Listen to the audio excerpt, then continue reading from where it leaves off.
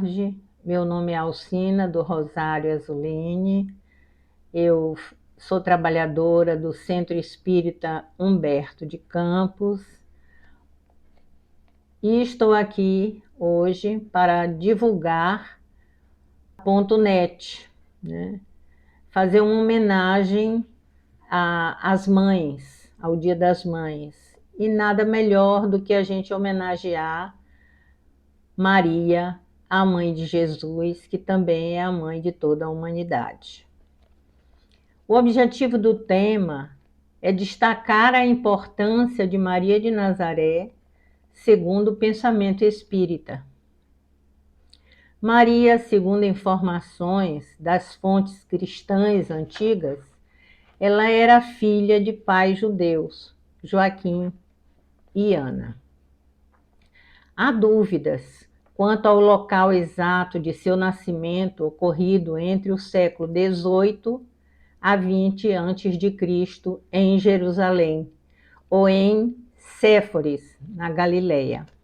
Possivelmente se casou aos 14 anos, como era comum na época. Durante sua infância, viveu em Nazaré, onde ficou noiva do carpinteiro José e da tribo de Davi. Segundo o médium Nunes Maia, no livro Maria de Nazaré, esse aqui eu gostaria de divulgar, porque ele fala de uma forma poética sobre o nascimento e todos os trabalhos que Maria executou aqui na Terra. Então, durante a sua infância, ela viveu em Nazaré. E segundo esse médium, João Nunes Maia, através do espírito de Miramês, nasceu na Galileia, lá na cidade de Nazaré. É lá que ele afirma que ela nasceu. E nesse livro, ele escreve, ditado por esse espírito Miramês, que ele faz uma abordagem assim belíssima, poética, de toda a sua trajetória terrena.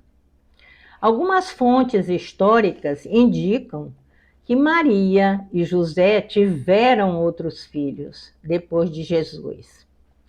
Porém, não há provas ou evidências concretas. E eu, particularmente, acredito que o único filho de Maria foi Jesus. Não há, porém, provas ou evidências. O Evangelho segundo Lucas é a principal fonte bíblica sobre Maria, cuja referência é feita em momentos específicos.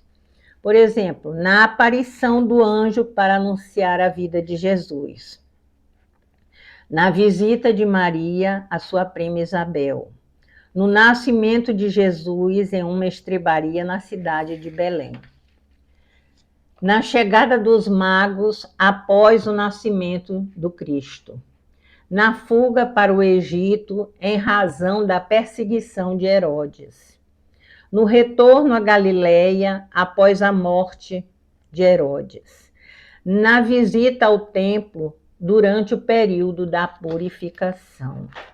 Um episódio, inclusive, lindamente narrado com detalhes por João Nunes Maia nesse livro, Maria de Nazaré. E Lucas narra o encontro nesse templo de Maria com Simeão e a profetisa Ana, né? No diálogo de Jesus com os doutores da lei, Lucas também registra no Evangelho. Nas bodas de Caná, também. Na crucificação de Jesus e no dia de Pentecostes. As tradições cristãs revelam que Maria ficou sob o amparo do apóstolo João Evangelista em Jerusalém e depois na cidade de Éfeso, atendendo à orientação de Jesus. Uns acreditam que ela tenha desencarnado em Jerusalém, e há quem afirme que foi na cidade de Éfeso. Eu também acredito que foi lá, pelas obras espíritas que destacam, inclusive, a casa de Maria, no alto de uma colina, na cidade de Éfeso, e ela já de uma certa idade, recebendo todos os sofredores nessa casa. Quanto à ascensão de Maria, em termos espíritas, deve ser vista como um desdobramento seguido de materialização, semelhante ao que acontecia com o Santo Antônio de Pádua, que muitas narrativas espíritas destacam ele fazendo um sermão na igreja, curvava-se como se tivesse adormecido ali naquele momento, e ele, em desdobramento, aparecia numa outra cidade, lá em Lisboa, defendendo seu pai de uma acusação injusta. É o que nós chamamos de desdobramento, com materialização, né? E Maria significa, o nome dela é um nome de Miriam, é um nome de origem hebraica e significa Senhora da Luz. Sua figura no Novo Testamento é muito discreta, mas isso não diminui o seu valor. No Espiritismo, a doutrina que se assenta em bases científicas, filosóficas e religiosas, nessa última, como no cristianismo redivivo que caracteriza o Consolador prometido por Jesus, também aprendemos a reconhecer em Maria uma entidade muito evoluída, que já havia conquistado há mais de 2000 anos elevadas virtudes, tornando-a apta a desempenhar na crosta terrestre tão elevada missão, recebendo em seus braços Jesus, o emissário de Deus, que se fez menino para se transformar no modelo de perfeição moral que a humanidade pode pretender sobre a terra. Maria de Nazaré simboliza terras de virtudes fartas. O mesmo não sucede àqueles que trabalham para ela, os apóstolos, que a cada passo necessitam recorrer à fonte das lágrimas, porque escorrem no monturo de remorsos e de fraquezas, pelas ilusões, pelos desvios dos caminhos do bem. Por ser um espírito de grandes conquistas evolutivas e de grandes virtudes, consciente da sua tarefa, Maria curva-se de forma humilde diante do anjo que, em nome de Deus, lhe anuncia que ela será a mãe de Jesus, o Salvador, dizendo: eis aqui a serva do Senhor, cumpra-se em mim segundo a tua palavra. E isso também está registrado em Lucas, no capítulo 1, versículo 38. Ali, Maria profere um dos mais belos cânticos. A minha alma engrandece ao Senhor, e o meu espírito se alegra em Deus, meu Salvador. Porque atentou na humildade de sua serva, pois eis que desde agora todas as gerações me chamarão bem-aventurada, porque me fez grandes coisas o poderoso, e santo é o seu nome. E a sua misericórdia é de geração em geração sobre os que o temem. Com seu braço, agiu valorosamente, dissipou os soberbos no pensamento de seu coração. Depois dos tronos, os poderosos, e elevou os humildes. Encheu de bem os famintos, despediu vazios ricos e auxiliou a Israel, seu servo, recordando-se da sua misericórdia, como falou nossos pais para com Abraão e a sua posteridade para sempre. E Lucas registrou esse cântico no capítulo 1, versículo 46 a 55. Em muitas obras espíritas, se enfoca a figura de Maria com grande importância para os cristãos. No artigo Notícias de Maria, Mãe de Jesus, publicado no Anuário Espírita de 1986, nós encontramos informações a respeito dessa figura ímpar da história do cristianismo. No livro Boa Nova, psicografado por Chico Xavier, através do espírito Humberto de Campos, ele destaca a personalidade Maria. Ela foi cognominada de bendita, diz Humberto de Campos, ou bem-aventurada, porque foi escolhida para ser mãe de Jesus. E esta informação também está em Lucas, em momentos diferentes, quando o anjo anuncia: salve agraciado, o Senhor é contigo, bendita és tu entre as mulheres. Ele registrou no capítulo 1, no versículo 28. Quando, na ocasião da visita à sua prima Isabel, Isabel dirige-se a Maria dessa forma ao recebê-la: bendita és tu entre as mulheres, e bendito é o fruto do teu ventre. E Lucas também registra isso no Evangelho, no capítulo 1, versículo 42. Então, além dos relatos evangélicos, Maria também é mencionada nos escritos de alguns pais da Igreja Católica Apostólica Romana, entre os quais Justino Inácio, Tertuliano e Atanásio.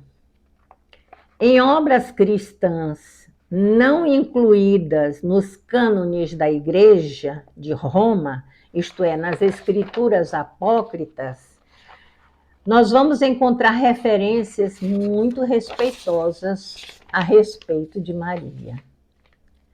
No Evangelho de Tiago e na deliberação do Concílio de Éfeso, ela foi proclamada como a portadora de Deus.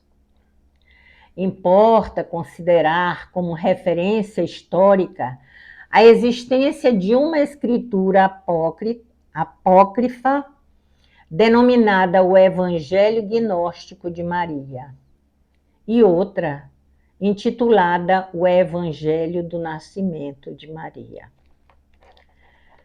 Essas e outras obras, elas serviram de base para o culto a Maria, existente em especial nas igrejas católicas romana e a ortodoxa. O autor da Boa Nova, Humberto de Campos, através de Chico Xavier, nos revela os momentos difíceis da vida de Maria. Por exemplo, durante a crucificação, Humberto descreve a dor profunda e silenciosa que comove, que causa admiração, que nos faz refletir a respeito da grandiosidade desse espírito. Narra ele que junto à cruz, o vulto agoniado de Maria produzia dolorosa e indelével impressão. A ternura materna regredia ao passado e vinha-lhe as recordações daquele seu filho, desde o nascimento até aquele momento. E entre lágrimas, ela repassou todas as cenas da sua infância, do filho querido.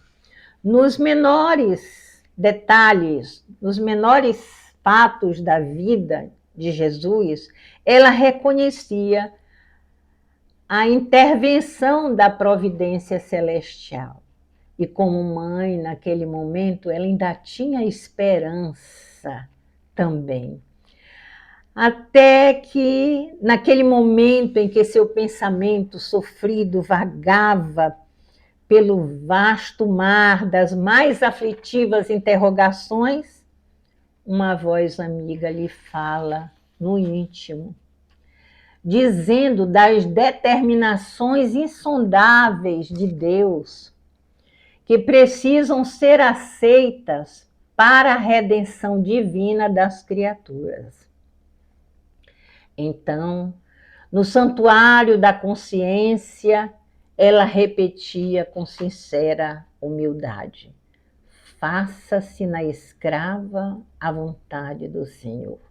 Quem de nós, mães da terra, teríamos essa força e essa humildade de aceitar, sem em nenhum momento se revoltar contra Deus, mas aceitar, compreendendo que Deus sabe tudo, que o seu planejamento é correto, tem um propósito e que nós devemos ter a fé e acreditar e confiar.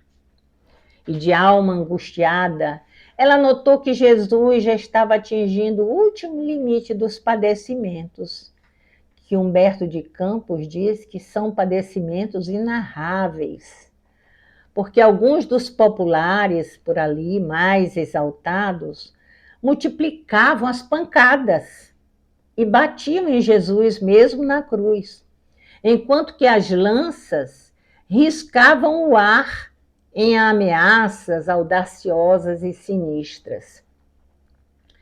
Ironias mordazes eram proferidas a esmo, dilacerando aquela alma sensível e afetuosa de Maria, que também com aquele sentimento de mãe. Quem de nós, como nos sentiríamos naquele momento? E em meio a algumas mulheres compadecidas, ela sente que alguém lhe pousava as mãos leves no ombro. Era João, evangelista, o apóstolo, carinhoso, amável e reconhecido, que estava ali para abraçá-la de forma afetuosa, como um verdadeiro filho, compreendendo toda a dor daquela mãe pela tortura e o martírio do seu mestre, enquanto que os outros apóstolos estavam escondidos e com medo. E silenciosamente o filho de Zebedeu permaneceu abraçado àquele triturado coração, e ambos, ao pé do madeiro, buscaram o olhar misericordioso no auge daqueles tormentos. Foi aí que a fonte do divino supliciado moveu vagarosamente, porque imagina Jesus naquela cruz com aquela coroa de espinho, não podia nem movimentar muito a cabeça, que os espinhos introduziam na sua cabeça, lhe ferindo, lhe magoando mais ainda. Enquanto a sua mãe exclamava: meu filho, meu amado filho. E o Cristo pareceu meditar e respondeu à sua mãe com um olhar significativo, porque ele não podia muito movimentar a cabeça. Mãe, eis aí o teu filho, balbuciou Jesus. E dirigindo-se de modo especial ao apóstolo: filho, eis aí a tua mãe. Naquele momento, Jesus orientava João para tomar de conta de Maria, cuidar dela como se fosse a sua mãe. E entregou a João, na pessoa de João, todos nós, a humanidade inteira, para se considerar como filho de Maria. Tempos depois, recordando-se das observações feitas pelo mestre, João, como já havia saído para pregar o Evangelho de Jesus, vai ao encontro de Maria, que nessa época, desde a época de Jesus, quando ele estava nos seus 3 anos de messiado, ela trabalhava no Vale dos Leprosos, que era chamado de Vale das Flores, porque ali havia muita plantação de flores perfumadas para amenizar o odor, né, que vinha daquelas carnes em podridão, né, dos leprosos. E Maria não tinha medo, desde a época de Jesus ela já frequentava aquele vale, ela levava alimentos, ela ia dar assistência, lavar as feridas, com balsamizar com aquelas plantas medicinais, e ela tinha a ajuda dos essênios, por quem ela sempre teve admiração, desde a época antes de ter Jesus, ela já frequentava o Monte Carmelo, porque ela se afinizava com as regras dos essênios. E se a gente fizer um estudo nesse livro aqui, a gente vai encontrar detalhes poéticos maravilhosos acerca dessa paixão que Maria tinha pelo Monte Carmelo, onde ali muitas das regras foram também divulgadas por Jesus nos seus ensinamentos e nas suas parábolas. Então, quando João vai até Maria e diz a ela que ele está divulgando agora o Evangelho de Jesus numa pequena cidade chamada Éfeso, e que ali as pessoas eram mais humildes e receptivas ao ensino de Jesus, ele então pede desculpas de não ter vindo antes, porque ele não tinha uma pousada onde ficar, nem como levá-la para lá. Mas agora ele já tinha uma casa muito simples, que ele recebeu de presente por um dos membros da família real de Adiabene, que se converteu ao amor do Cristo. E lhe doou, então, essa casa pobre, que ficava um pouco distante da cidade de Éfeso, porque ficava ao sul, bem no meio da natureza, no alto de uma colina, de frente para o mar. E Maria aceitou prontamente. Mas Maria ficou preocupada, não queria deixar o Vale das Flores sem uma administração, e confiou esse Vale das Flores a Maria de Magdala, que é a mesma Maria Madalena que muita gente conhece. Porque naquela época, o sobrenome das pessoas era de acordo com a cidade em que eles moravam, em que eles nasciam. Por isso que eu acredito muito que Maria nasceu foi em Nazaré, conforme a fonte aqui de Miramês. Porque Maria de Nazaré, Jesus, o Nazareno, que viveu por lá, né? Mas Jesus nasceu na cidade de Belém, que foi exatamente na época onde José foi fazer o seu recenseamento, porque ele era da linhagem de Davi. Mas já estava tudo nos planos de Deus. Voltando ao assunto de que João convida Maria para levá-la para a cidade de Éfeso, na ocasião só tinha essa casa lá na colina.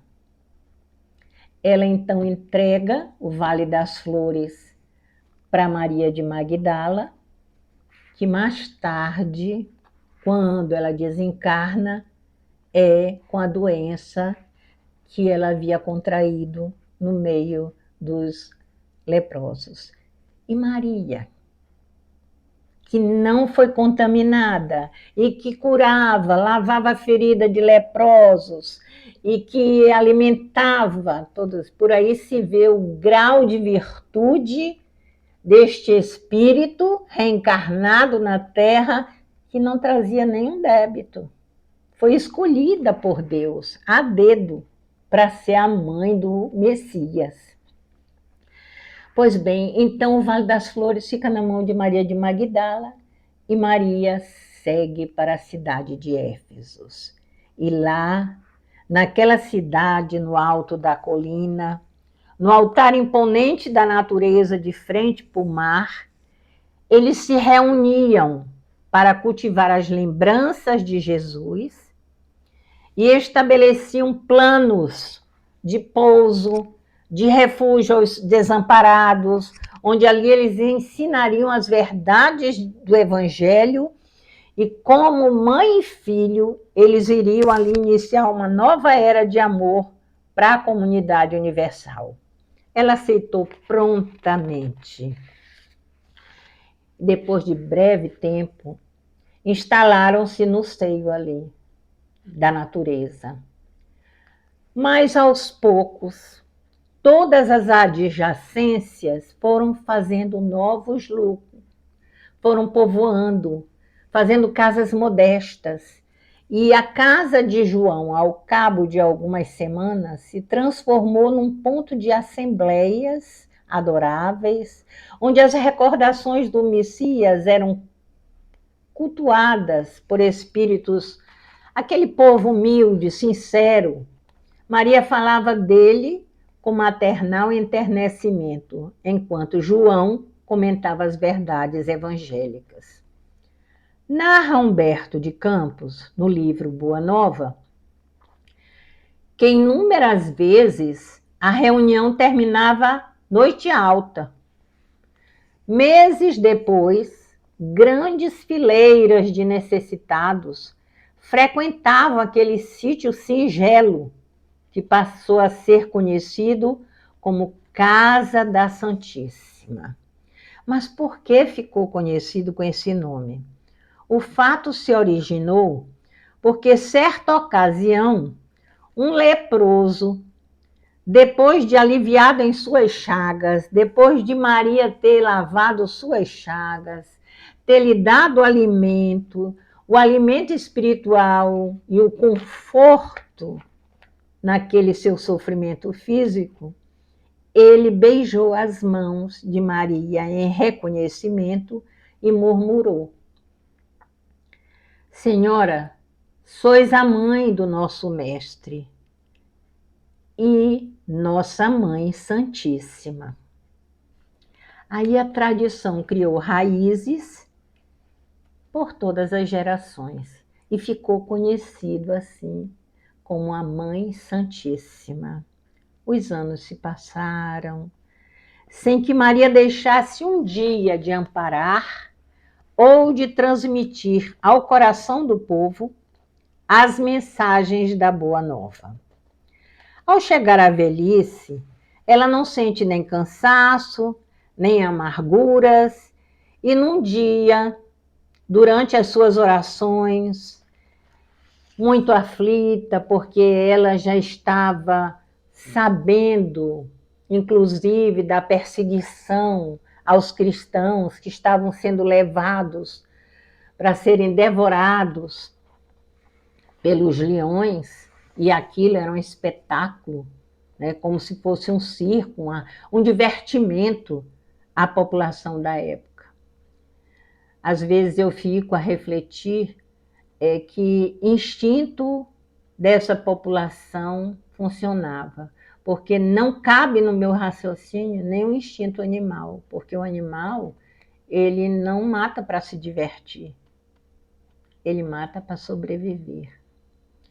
E ela então estava ali em orações sozinha, dizendo Humberto de Campos. Já João Nunes Maia, ele narra pelo Espírito Miramês que nesse dia em que ela está absorta em orações, chegou um jovem de cabelos longos, um rapaz alto, musculoso, e ela lembrou-se do seu filho e disse a ele, e foi lá para conhecer a Mãe Santíssima e dar sustentação aos trabalhos dela.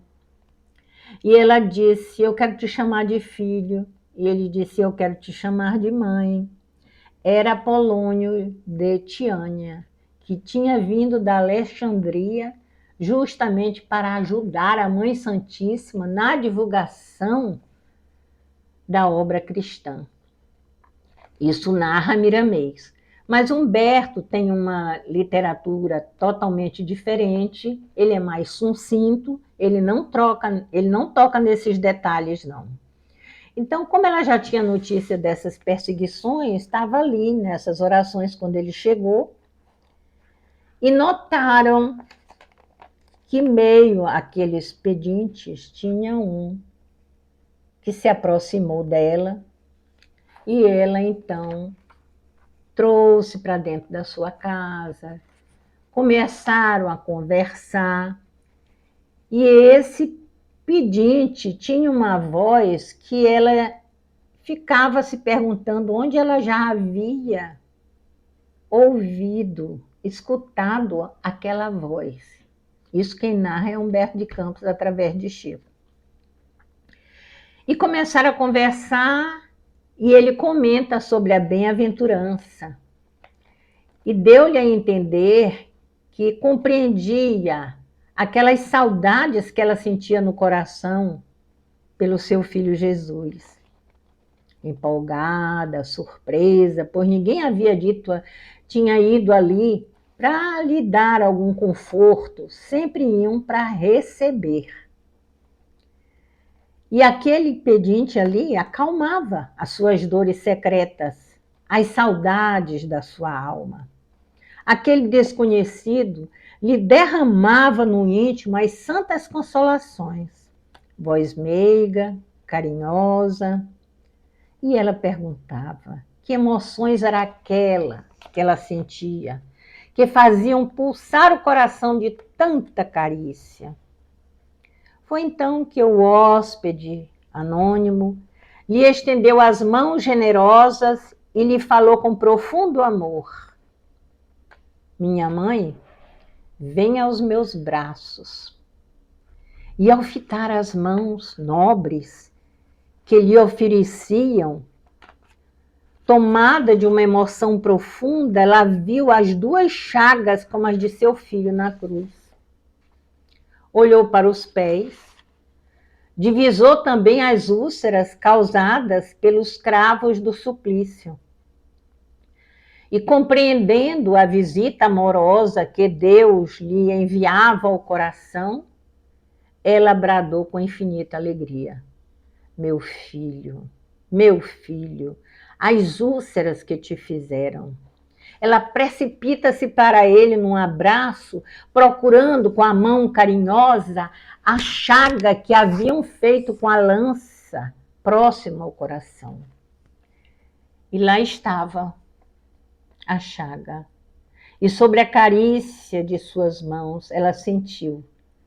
No ímpeto de amor, ela fez um movimento para se ajoelhar. Queria abraçar e beijar os pés do seu Jesus.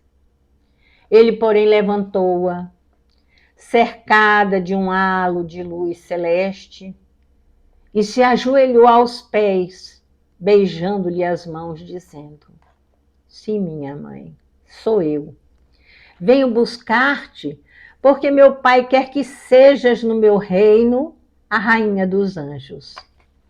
Maria cambaleou, o corpo como que ficou paralisado, enquanto que a seus ouvidos chegavam ecos suaves de saudações do mesmo anjo que lhe anunciou a vinda do seu filho Jesus.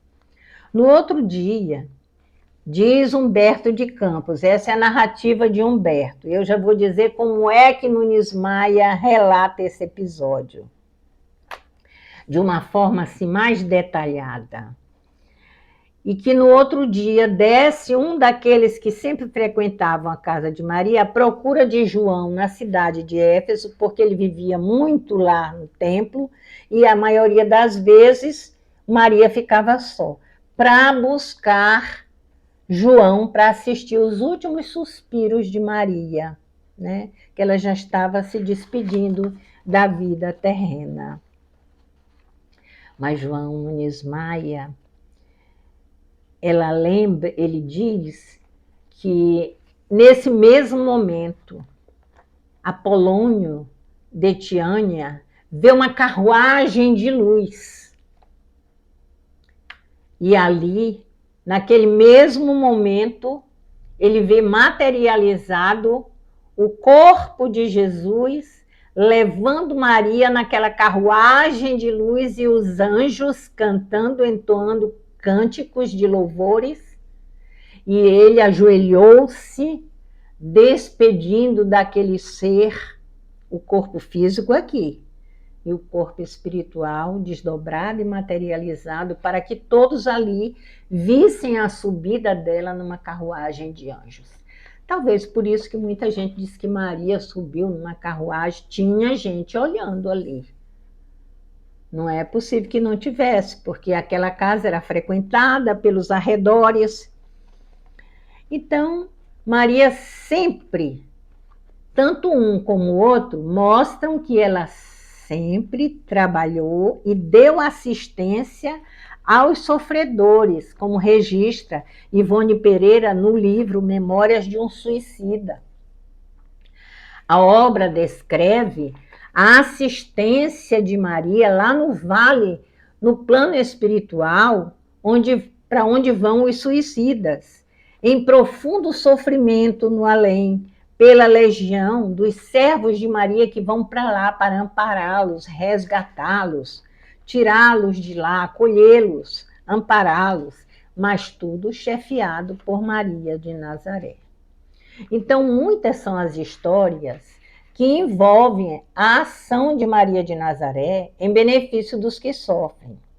Por exemplo, no livro Ação e Reação, André Luiz, através de Chico Xavier, o médium, relata o caso de uma senhora que orava fervorosamente, rogando a proteção de Maria de Nazaré para seus filhos transviados.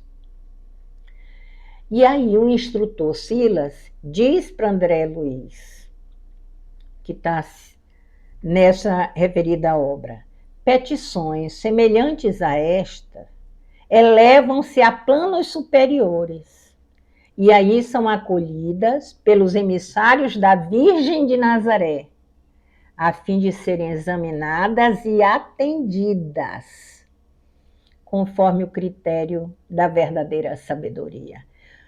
Nos dá a entender que Deus não nega um pedido da nossa Mãe Santíssima Maria de Nazaré.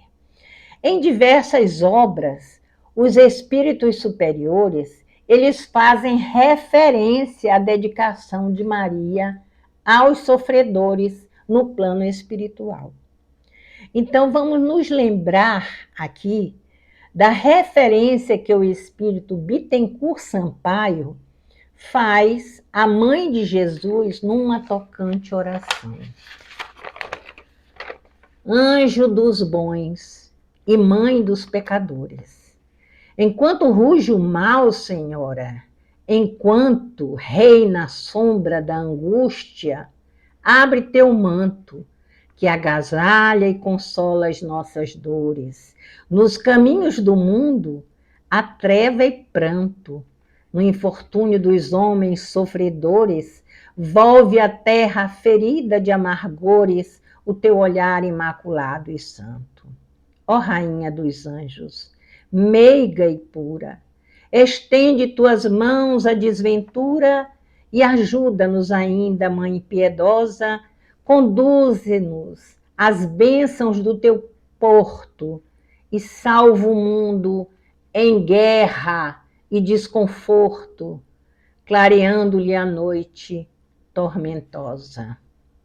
O Espírito Bittencourt Sampaio faz essa oração à nossa Mãe Santíssima. Então, nada melhor do que no período que se aproxima, Dia das Mães, a gente tem imensa gratidão por essa mãe espiritual, a mãe da humanidade, né? Homenageá-la, lembrando a sua passagem aqui nessa escola terrena e dizendo a ela que somos gratos pela sua maternal assistência a todos nós e desejando que ela abençoe e proteja sempre todas as mães do mundo material. Um feliz Dia das Mães para todas as mães, que jamais deixem de orar e agradecer, reverenciar a figura da nossa Mãe Santíssima, Maria de Nazaré. Muito obrigada.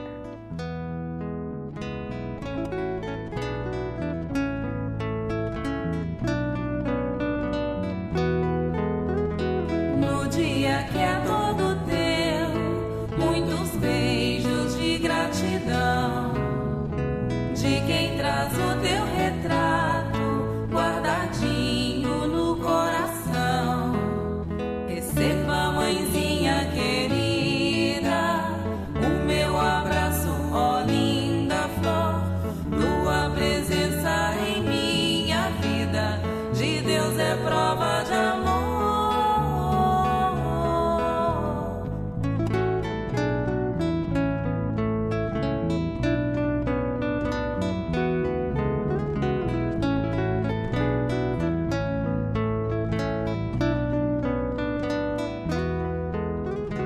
No dia que é